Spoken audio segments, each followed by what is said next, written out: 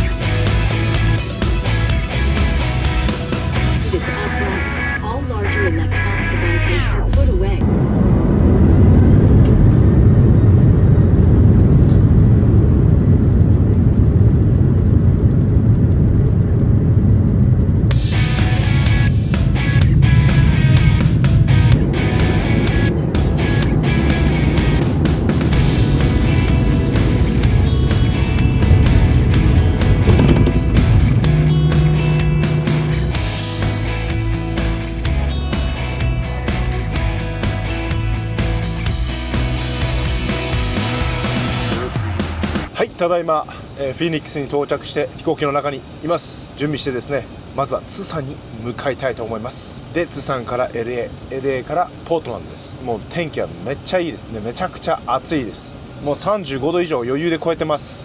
暑いんでちょっとそうですね、エアコンつけて準備していきたいと思います。ではレッツゴー。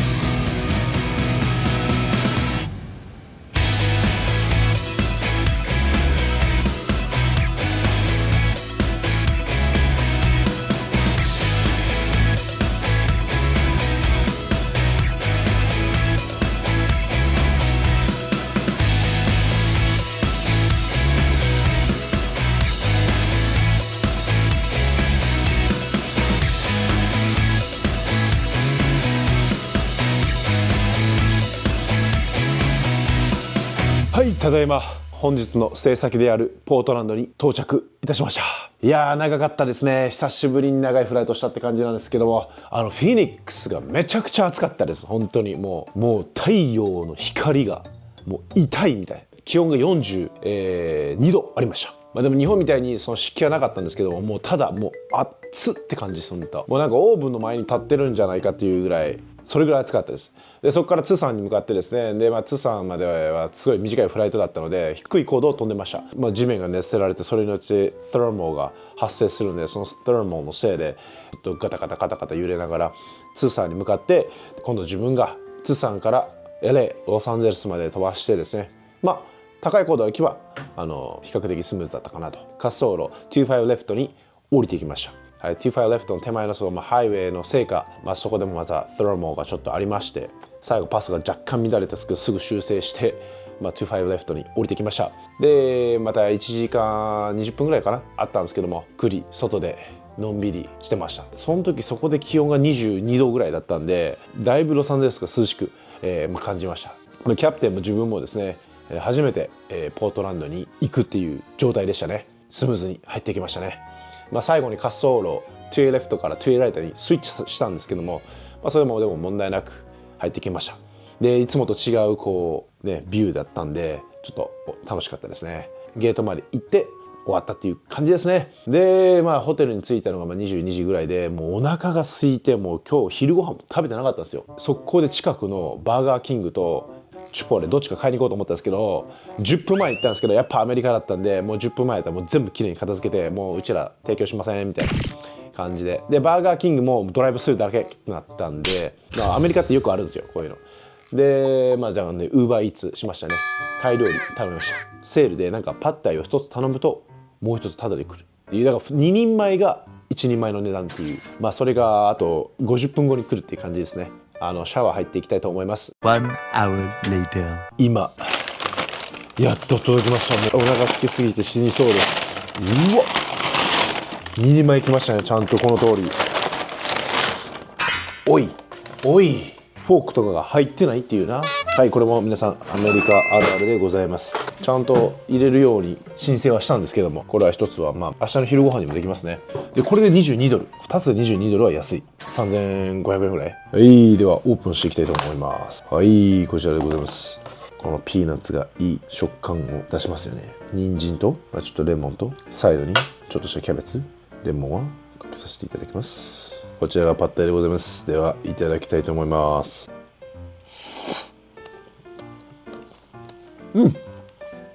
合格。うまい。評価も高かったんですよ。バイクが近いからあれじゃないですか、ASMR 的な感じになってます。今日一日長かったですけども、最後の食べる飯がうまいですね。明日はポーランドだからまた LA に戻ります。で LA から今度はシアトルに行きます。なのでもうずっと西海岸をもうほぼ上から下まで移動するみたいな感じですね。で明日シアトルはちょっと楽しみですね。19時間ぐらいレイオーバーあるんで、ちゃんと観光するところを絞っていきたいと思います。多分王道のところ行きますね。壁にガムがいっぱい貼り付けているところとか、スターバックス1号店とか、時間的に余裕があるのか分かんないですけども、例えばあとはボーイングのミュージアムとか行けたらいいなと思うんですけどね。で明日は12時半このホテルから空港に向かうんですけど、多分ポートランド観光する時間はないですね。12時半だったら今12時ですよね。もう普通に寝て明日9時とか10時に起きるんで、朝ごはん食べてでそのまま行くんで、ちょっと残念ながらポートランドの観光はないっていうことになりますね。でもシアトルを頑張って観光していきたいと思うのでお楽しみに。喋ってたら本当に全然進まんので、ちょっと一旦食べます。美味しくいただきました。そしてもう歯磨きもしてコンタクトレンズも外して完全にオフモードでございます。準備だけしてもう寝たいと思います。皆さんまた明日おやすみなさい。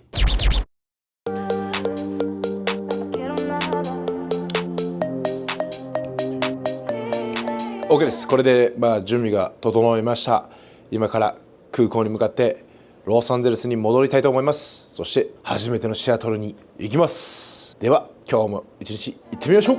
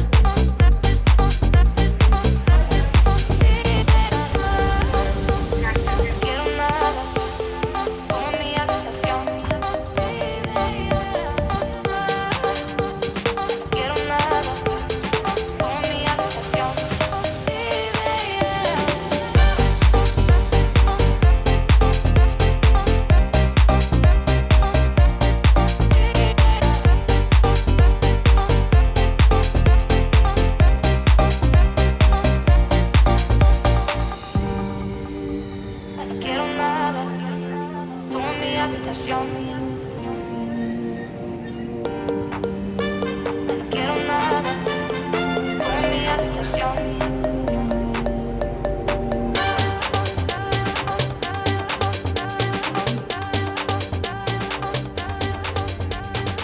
はい、ただいま、シアトルに到着いたしました。とりあえずもう長かったんでネクタイを緩めていきたいと思います。自分がですね、まずポートランドから LA まで操縦していきました。スムーズに空港から出て、巡航中も問題なくで LA 近くに来た視界が悪かったんですけども、目視で滑走路まで入っていきました。次のフライトまで3時間あったんで、一旦ターミナルの中入って昨日買ったパッタイを食べて、あとはもうずっと YouTube の編集をして、でですね、7時前のデパーチャーで今度 LA からシアトルまで、キャプテンが操縦していったんですけども、めちゃくちゃスムーズでしたね。最後の30分ぐらい入れるかなと思ったんですけど、そのシアトルの南側オレゴンの北側にコンベクティブアクティビティ、サンダーストームがある予定だったんですけども、運よくなかったですね。降下中も、スムーズに行きました。シアトルの街並みがもう見えた時はなんかいつもと違う景色でテンション上がりましたよね。サンセットもめっちゃ綺麗でしたね。雲と太陽があって、その雲によって太陽がこう遮られていい感じにオレンジに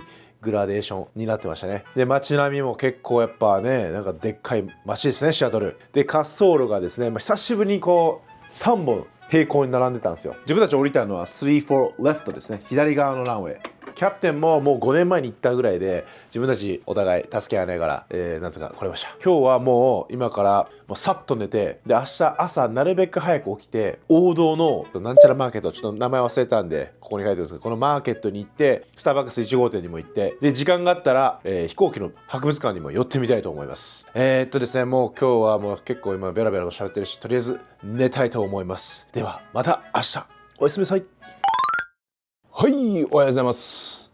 現在は朝の9時です。今からですね、パイクプレイスフィッシュマーケットに行きたいと思います。朝ごはんも食べてないので、そこで何か美味しいもの食べれたらなと思います。あとスタバのコーヒーも飲みたいと思います。では行ってみましょう。楽しみですね。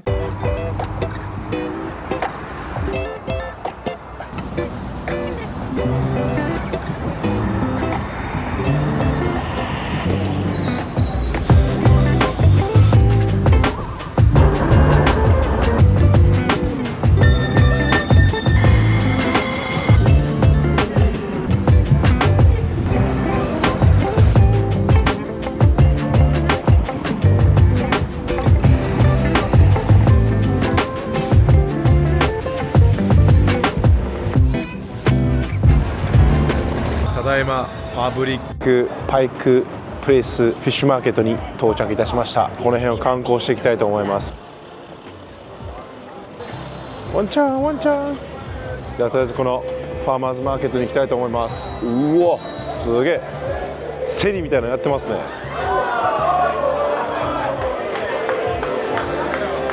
なんかやってるね。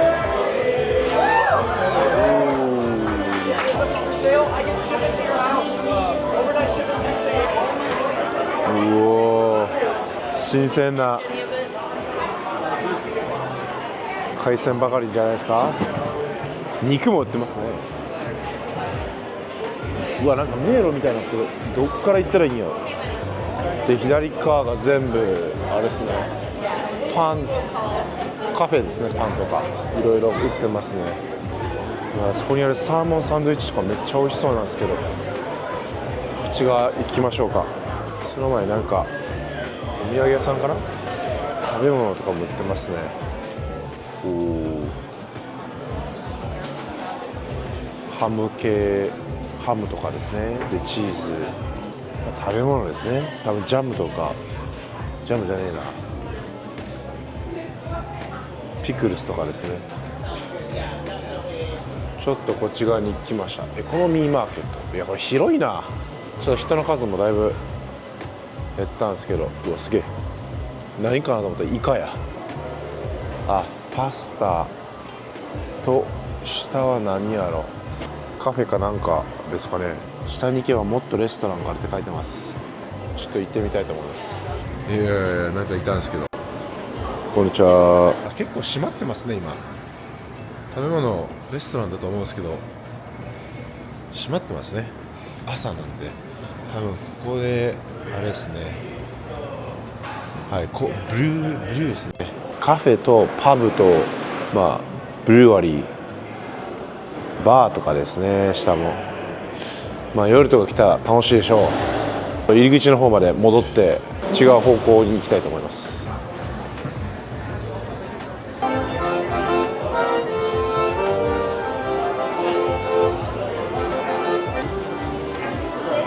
ワーターフロントビューポイント。あ、こっちはあれですね、ギフト系ですね。ベルトやったり T シャツとかスウェットが売ってますね。おー、すごいすげえすげえすげえ、一望できますね。チラチラチラ、お花とかもいろいろ売ってますね。奥に行ったらさらにシーフードっていう看板が見えます。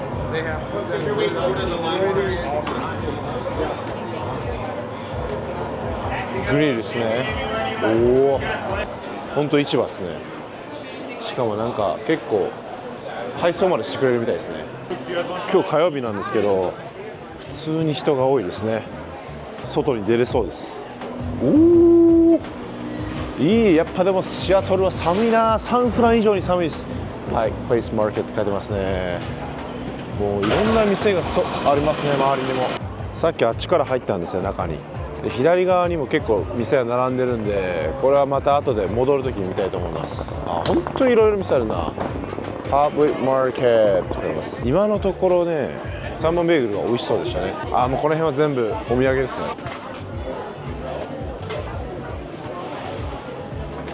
なんか買って帰りたいですけどね。荷物は入るんで。あ、トートバッグええじゃないですか。あ、でもあれやな、スターバックスでもなんか絶対こう限定商品とか買って帰りたいし、マグカップとかあれ場所取るんでね。うわー、てか今外出てきたらスターバックス1号店にここにあるんですね。こんな近くにあるとは思ってなかったです。で、めちゃくちゃ行列で並んでますね。どれくらいかかるかわからないですけども、とりあえず並びたいと思います。並んでたらですね、スターバックスの新しいアイスコーヒーをのお試しをいただきました。では、いただきたいと思います。うわ、いいっすね。あ、美味しい。これ多分時間が結構迫ってきてるんで、もう中でパパってなんか買って、でサンドイッチ買ってミュージアムの方に向かいたいと思いますね。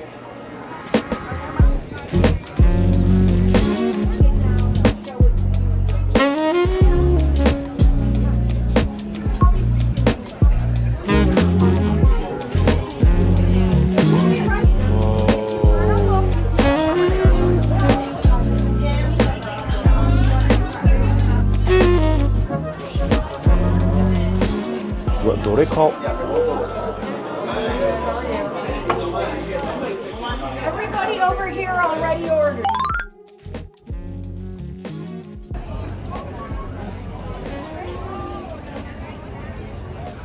いやー、長かったですね。なんやかんや多分30分は並びました。マグカップとタンブラーとでウベアイスラテっていうものを買いましたね。いただきたいと思います。あ、うまっ。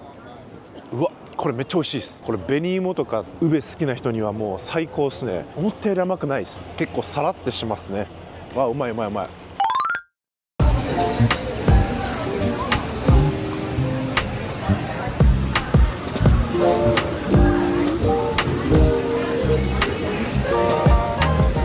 いや、他にもめちゃくちゃ美味しそうな店めっちゃあったんですけど、フィッシュ&チップスとかもう時間ないんでこれだけを食べたいと思います。でもうまそう、これも。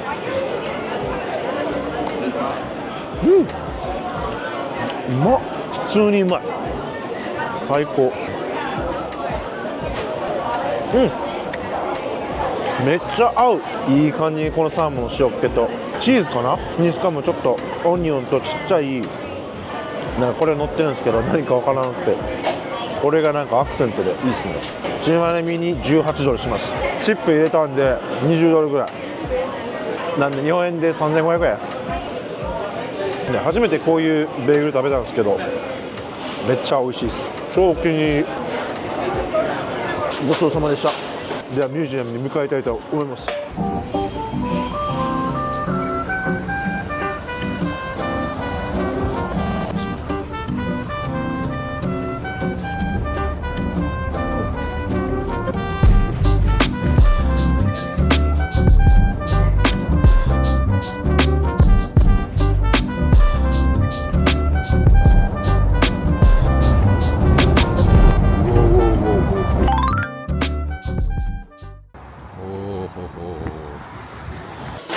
ました。そしてドーン、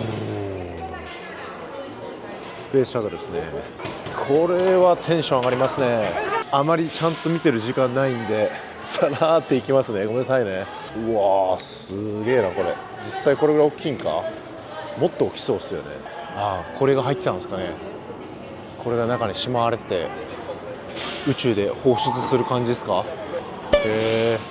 interesting cool that's cool。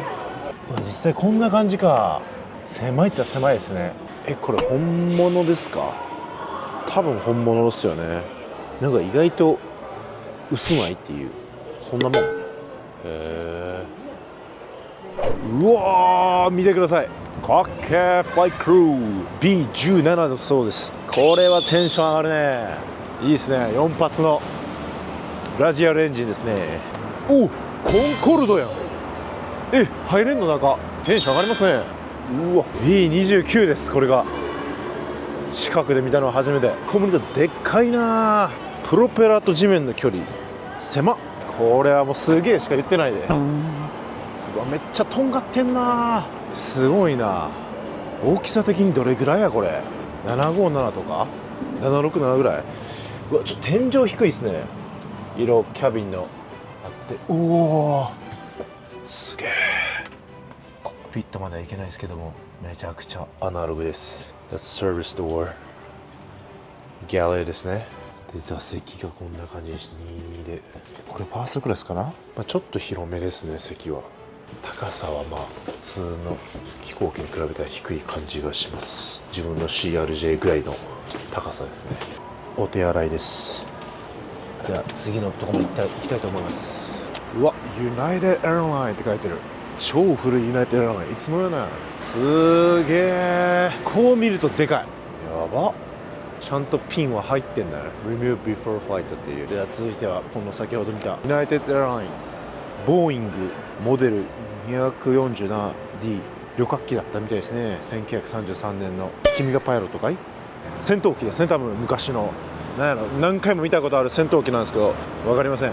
ちなみに何でしょうか。これは WB47E スタートジェットですね。言ったら核爆弾とかそういう武器をものすごい高速で高高度で運んでいたようですね。この人がテストパイロットみたいですね。でその人の模型がありますわ。でこっちが多分政府専用機かな。こちらボーイング707のエアフォースワンでしょ。遠くから見たらエンジン4つもあるように見えなくて737かなと思ったら707で見たやつですね。アメリカの政府専用機でございます。で707のエンジンの大きさがこれぐらい。おお、はいはいはい。比較的細めっすね。お尻なんですけどもいかがでしょうか。はい、いいですね。いや、各セクションに1人おじいちゃんが立ってていろいろ説明してくれてるみたいですね。で自分の目の前にあるのが TWA です。はい、昔の超大手の航空会社 TWA さんの古い飛行機ですね。 DC2 です。うわー、超になるぐらいな。ちょっと急に現代感出てきたんですけども、ボーイング727、これは今でも飛んでますね。こちら、おお、貨物機ですね。貨物機。はい、こんな感じに積まれてるみたいですね。ちなみに自分はこのところにいるみたいです。その模型がこんな感じらしいですね。こんな感じに綺麗に積まれてるんですね。このボックスの中に。面白いですね。あちら側にあります。はい、こちらが727でございます。727に入っていきたいと思います。このキャビンドアすごい年季が入ってる。狭いな。でさ、頭当たりますね。自分のギャレーですね。33ですね。727、すごい。ここがどうやらエコノミーかな。こう見るとオーバーヘッドコンパートメントめっちゃちっちゃいですね。今の飛行機はもっと大きいですけど。で下がここがファーストクラスみたいですね。727もだいぶアナログやな。すごいですね。どうやら全員で245人されるみたいですね。うわ、レジストレーションもある。特徴はエンジンが3発あるんですよ。なんかカバーでかぶってますけど。そしてこちらにいるのがボーイング747でございます。 JAL のマークもありますね。デルタ、KLM、ユナイテッド。これでっけえ747。747のパイロットと CA さんですか。こんにちは。まあ皆さんのご存知ジャンボジェット機でございます。747。先ほどの727に比べてエンジンがすごいでかいですね。埃がかぶっとる。747の先端部分ですね。あ、これが一応 First 747なんや。これが一番初めの747なんで、いろいろこのテストをしている時の全部機器ですよね、絶対。書いてますよね。インフライテストステーションズ書いてます。だからこの機器で全部いろいろ飛行機の性能とか測るんでしょう。なんかこう見るとあんまり747一番初めのやつだね、そんな長くないなっていう。今の767ぐらい、そんなことないか。747の次はすぐ目の前にいる、目の前じゃなかった、あちらに行きたいと思います。787です。どんだけエンジンの効率がいいかが多分分かると思うんですけど、この隙間見てください。これ747のエンジンの隙間なんですけど、うわー、エンジンでけえ。でこちらが787のエンジンなんですけど、さっきと隙間が違いますね。このエンジンのこのコアな部分とこの外側のこの隙間、前のファンがあるんですけど、あのファンが回転して空気を後ろに押し出すんですけど、ほとんど水力がこのバイパスエアでここを通ってきた風が要するに推進力を生むんですけども、いかにこう燃費がいいかっていうのが分かりますよね。あんまりちゃんと説明できてないな。まあいいでしょう。はい、こちらが787のエンジンでございます。でけえ。自分の身長以上ありますね。これ自分中立てると思います。令和では今度は787の中へ入ってきます。おっと、このアングルも美しい。あと2時間ぐらいあるんで、ゆっくり見ていきますね。ファーストクラス、ジャスティンが飛ばしている飛行機ですね。こちらがコックピットでございます。ほうほうほう、いいですね。かっこいいですね。次はエコノミークラスに行きたいと思います。はい、こちらがエコノミークラスですね。時代の進化がすごいですね。いい、よき。後ろのギャレーはこんな感じになっております。うわー、ここからのアングルもすごい。やっぱこの787の特徴がこのウィングですね。しなやかなウィング、美しい。あ、これ NASA ですね。今度 NASA のやつ。ここからはですね、はい、戦闘機です。 F14 とコンバット。かっけー。お、ブルーエンジェルス A4 って書いてますね。スカイホークって書いてます。1956年、結構前ですね。もうどうやらこれで終わりみたいですね。別の建物に来たんですけども、こちらはどうやら第二次世界大戦と第一次世界大戦のあれみたいですね。第二次世界大戦から見ていきたいと思います。うわー、これ本物よね。意外とちっちゃいな。ほんと1人が乗るぐらい。 BF109E3 みたいです。でこっちがスピットファイアですね。うわー、もう全然歴史とか見るできたら一つずつ読んでいきたいんですけど時間がありません。これシミュレーターかな。これシミュレーターやったと思う。多分これ見たことあるで。 Instrument and Radio Trainer。 シミュレーターみたいなもんですね。やっぱりこれがあれじゃないですか。 Japan Invade China's 日本の旗立ってますね。シールが。うわー、これ家に一つ欲しいっすよね、こういうの。はい、名前は P40N Warhawk です。書いてますね。 Japanese 南部ピストル。これもしや皆さん、これは見覚えあるんじゃないですか。はい、できました。中島 KI43 はやぶさらしいですね。うわー、こう見ると本当なんか軽く作られてんだろうなっていう感じですよね。これはなんか実際の戦いのやつですね。バトルミッドウェイですね。ミッドウェイ海戦ってやつですか。で隣がこれはアメリカのやつですね。 FM2 Wildcat。 そうですね、聞いたことある。 Wildcat すごい実際の軍服ですかね。うわ、すげえ。本物見てください。ログブック書いてる。7月5日1943年ですかね。 AT6 Certificate Engine from うわ、すげえ。これすげえな。これがマスタングです。はい、これ今でもね、空港とかでたまに持ってて飛ばしてる方いますね。ではちょっと次は今度第一次世界大戦を見に行きたいと思いますね。順番が逆だったかもしれないですけども、第一次世界大戦の方が知ってる飛行機とかがあったんで先に行っちゃいました。どうやらこの飛行機が一番初めの戦闘機の飛行機だったみたいです。あんな感じに上に銃があったみたいですね。これだから一人で操縦しながら銃を撃つって感じなんですかね。こう見ると第一次世界大戦から第二次世界大戦までだいぶ飛行機のレベルがやっぱ上がってますよね。お、皆さんこれは面白い。フライマニューバー、戦闘機とかで使われるマニューバーみたいですね。ドッグファイトとかで使われる。これが実際に今現在でも事業用操縦士のライセンスで練習するマニューバーです。シャーンデールって言いますね。あとはスピンとかウィングオーバー、ループ、スプリット S、イミディットターン、まあいろいろありますね。ウィングの中の骨組みが分かりますね。今の飛行機もみんなこんな感じです。まあでも大体こんな感じですね。次のエリアに向かっていきたいと思います。どうやら外に出れるみたいなんで、おー、いい、もう空港がすぐそこにあるんですよ。すぐそばにあるので、このミュージアム。わあ、天気も十分に晴れてていいですね。あ、どうやらジェネア便もありますね。あ、なんかちっちゃい飛行機が。おお、今ちょうど離陸した。あれはサウスウェスト、サンカントリーの飛行機ですよ。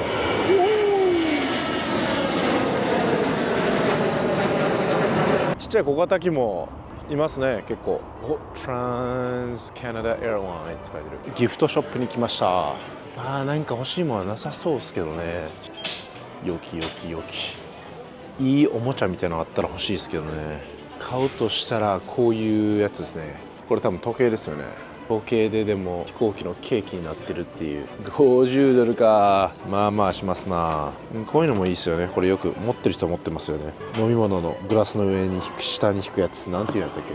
それがこのケーキっていうね。26ドル。まあまあまあ妥当な値段じゃないでしょうか。キーホルダー、アビーダー、大手4社のキーホルダーはありますね。ボーイングの時計もありますね。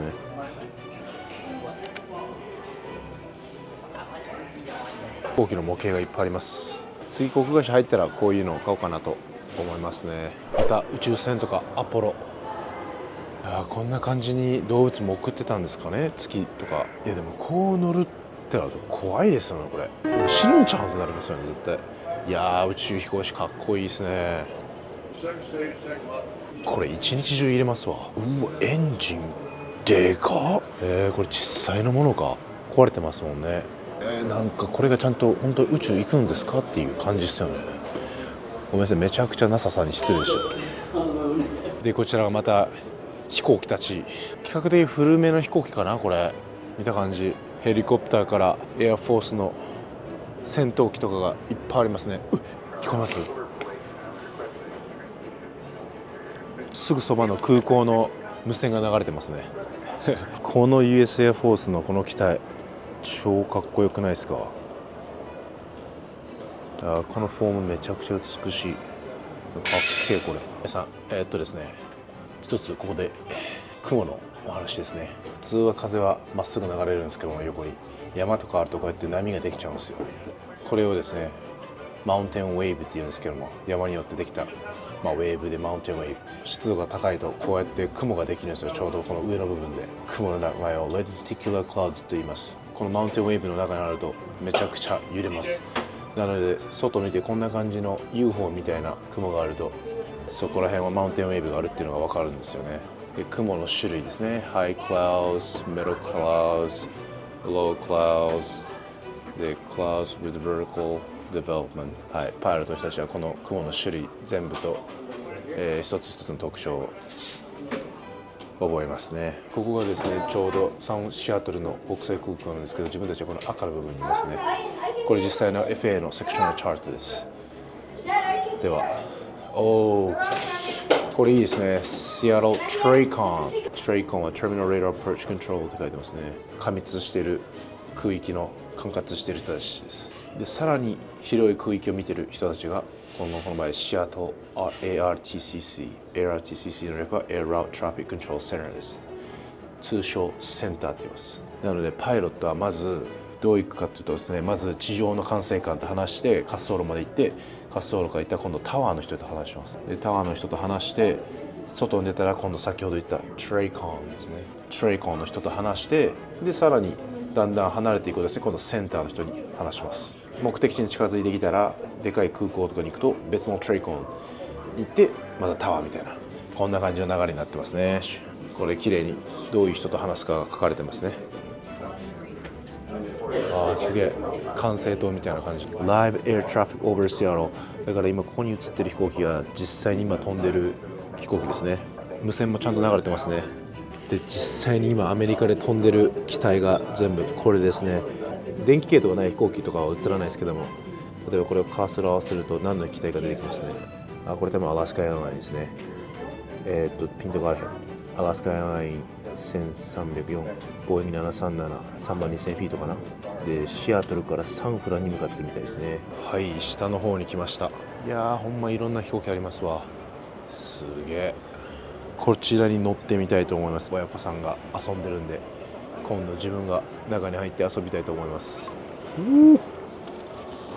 うわすげえ。こちらがスロットルで、操縦桿がこちらにありますね。すごいですね。でボタンが多分10とかで、こちら辺も ADF とかいろいろありますね。ちょっと一つずつ説明したらキリがないんで、これが姿勢で、これが方位で、高度計、上昇率、下降率でスピードですね。ちょっと真ん中のイケメン君の飛行機見に行きたいと思います。うわー、はい、超かっけえ。飛行機はちなみにロックヒード SR71 インレット。なんか宇宙船みたいですよねこれ。下から覗かせていただきます。うおー、はい、いかがですか皆さん。かっこよくないですかねこの子。はい、どうやらですね本格的なシミュレーターもあるみたいですね。戦闘機のシミュレーターやっててぐるぐるずっと回ってますね。はい、最後に外に来たんですけども、ブルーエンジェルスの機体も置いてありますね。いやーこう見るとかっけえな。